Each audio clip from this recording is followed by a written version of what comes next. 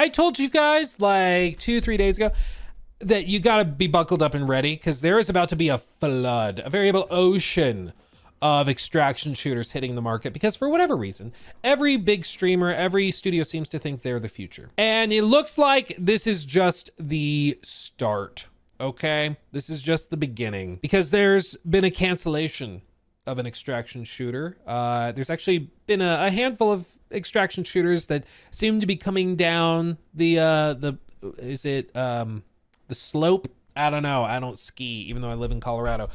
But what we found out was that EA, of all companies, decided to lay off between 300 and 400 people yesterday.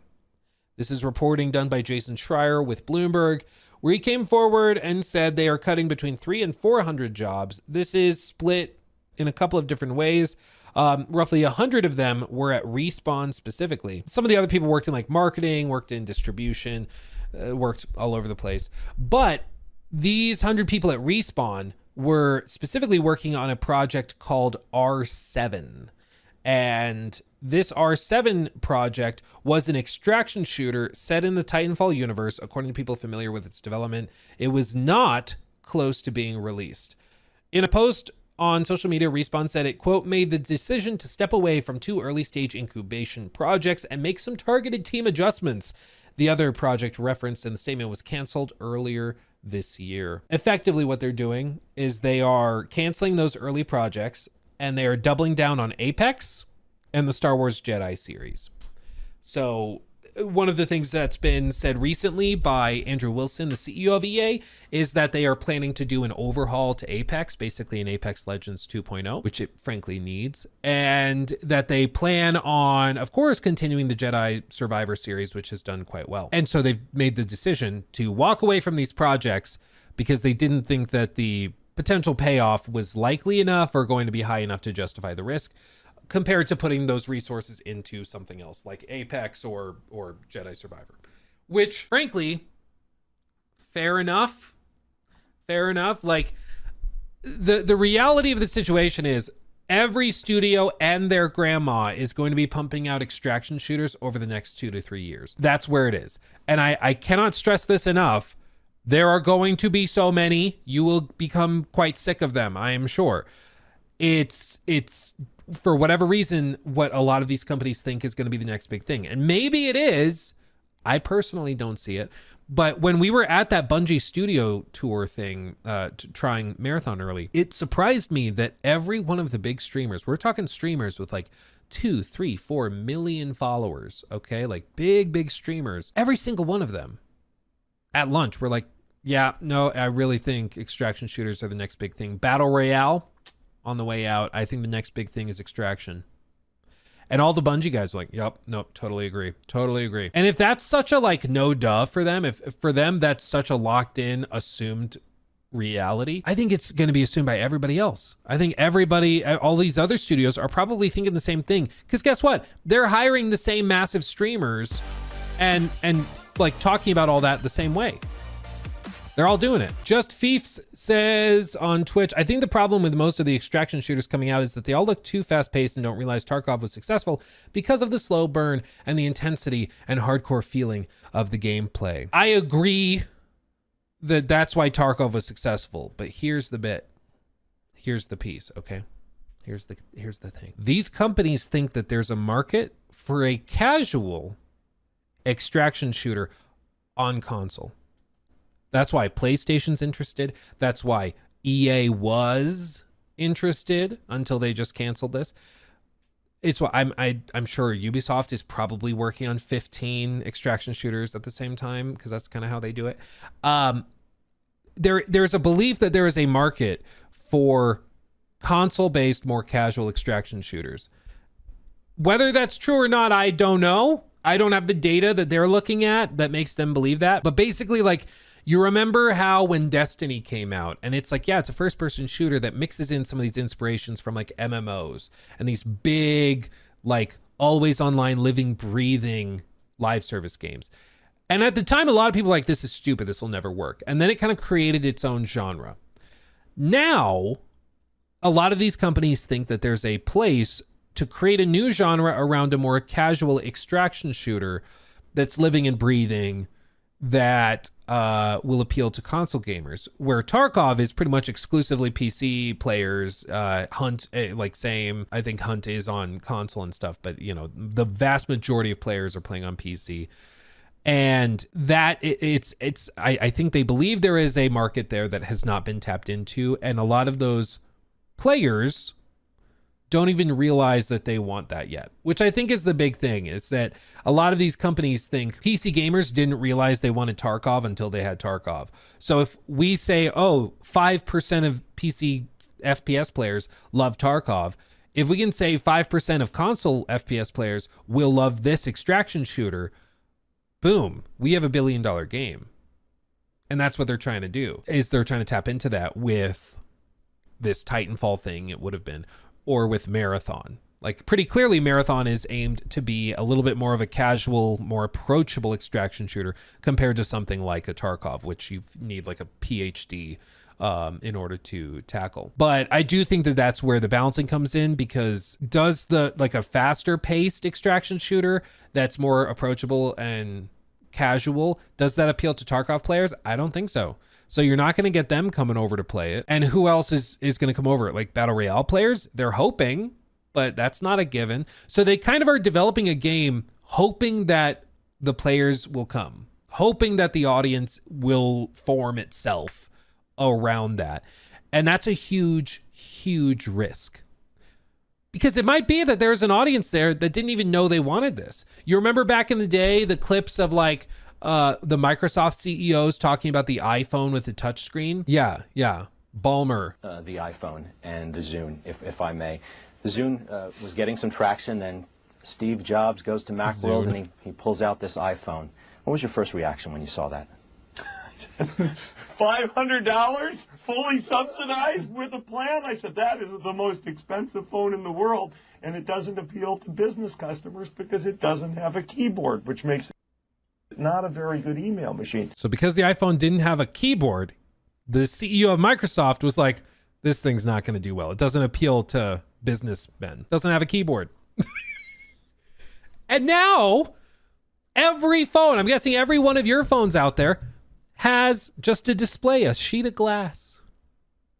Because Steve Jobs gave the customer base something they didn't even know they wanted. Even a lot of them scoffed at the very idea when it was first presented, and then they tried it and it was clearly better in like every way. So that ended up winning. And in the marketplace of games also, you may be like trying to sell a console-based approachable extraction shooter. You might be scoffed at. People might mock you initially, but if you actually have something that they will want and the product is that much better, it will eventually win out. It will eventually do well, but the product has to be that good. And there's a huge risk for it. Because once you put all your eggs in that basket, there's no real going back. Once you've put your entire multi-billion-dollar like developer, in the case of Bungie, onto Marathon, and you double and triple down on that, it needs to be successful. It needs to be that good. And if it's not, you're screwed. And I think with EA, they're looking at it and they're like, we have the chance to do a Titanfall extraction shooter. You know, we don't even know if the market exists. It might, when we put this out, they might come and we might build our own massive thing and be the first to do it. Kind of similar to PUBG, Fortnite, creating their own audiences around these game genres that didn't really exist before that, at least not on that scale. But that's a huge risk. Or they could just take those devs, or rather, some of the devs got moved around. A lot of them got laid off. But they could take that money they were spending on these projects and just put that back into Apex. We know Apex can make money. Why not just double down on that? We know that Star Wars Jedi Survivor made money. Let's just put the resources into that. It's a way safer bet. The odds of payoff are way, way higher. It just makes more sense. Especially in the day and age when every other live service game is flopping. This is why with this, can we please stop trying to make everything an effing extraction shooter? When did we stop making regular ass games? You can still shove your dumbass stores and battle passes. Stop chasing trends. But this is the thing, is I think they are starting to stop, which I realize is a weird way of phrasing that. But I think the brakes are being pumped on a lot of these projects because they realize, hey, if we put 8 or 9 out of 10 of these out and they all lose $200 million, 90% fail rates, not great. Really not great. And the thing is, like, if you understand odds, you know, if something has a 90% chance of failing, you can look at it a couple of different ways. You could look at it as, hey, after 10, I'm almost guaranteed to have a success. So let's just keep doing it until we have 10. But you also can realize if you have a 90% fail rate, that means every single time you roll that dice, you're losing 9 out of 10, possible times. So even on that 10th roll, it's still overwhelmingly likely to fail. Overwhelmingly likely. You would not invest anything if it was a 9-to-1 odd of losing money. And not just a little, all of it. Okay. Hundreds of millions of dollars. But for some reason, it's deemed acceptable in this context. I posted this to X, which is still busted, by the way. I don't know what the hell is going on. It's funny, these companies dream of making a game that makes billions of dollars through gambling mechanics like loot boxes or gacha, but they end up losing billions while gambling on big live service games that flop the vast majority of the time. Truly a taste of their own medicine, which I think is what's really kind of ironic and hilarious about this whole thing, is that these big companies are just gambling on these games, hoping that they make money through gambling mechanics and they pay off that way. And so for them to lose so much money is kind of beautiful in a way. But I also think that it's a little sad and tragic because it's not the executives who get punished when these projects flop. It is the devs who just were working their normal jobs, who were working their butts off, doing the best work they could. And then they suffer as a result of this. They get laid off, they get screwed. Even though they didn't do anything wrong, which is really sad. But that's just where we are. Doesn't this trend show that people want older style games back? Well, I think that we're talking about two different groups of people, okay? The types of people that are playing Tarkov, that are playing Hunt Showdown, that are playing Destiny, that are playing Call of Duty, that are playing Fortnite, those players are in this circle over here. They're in this bubble. And then there's a different bubble of players that like single player games, that like Expedition 33. And there's a little bit of overlap in there. Sure, like a little bit. But it's not as much as some of these companies, I think, make it out to be. You know, you have like the single players. I mean, realistically, it's more like this. Single players. And then you have the live service players. Live service and single player. There is a little bit of overlap. There are some people that do both, at least in a significant way, where they spend a lot of money on both sides. But the way a lot of these companies think, and this was the big blunder that PlayStation made, is they thought that all these single player gamers could also be brought in if they made a game that was like in a genre or in a franchise that they liked.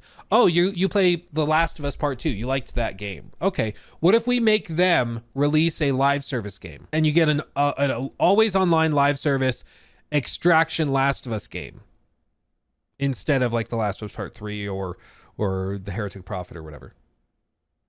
A lot of like Last of Us players were never going to play that because they're just not interested. It's not their style of game. Because again, these live service games, they're not successful if you play 20 hours. They only work if you play 100, 200, 300 and spend a lot of money on cosmetics and stuff. That's when they work. That's when they pay off. But single player gamers don't do that. They're playing too many games. They're trying a bunch of different little stuff.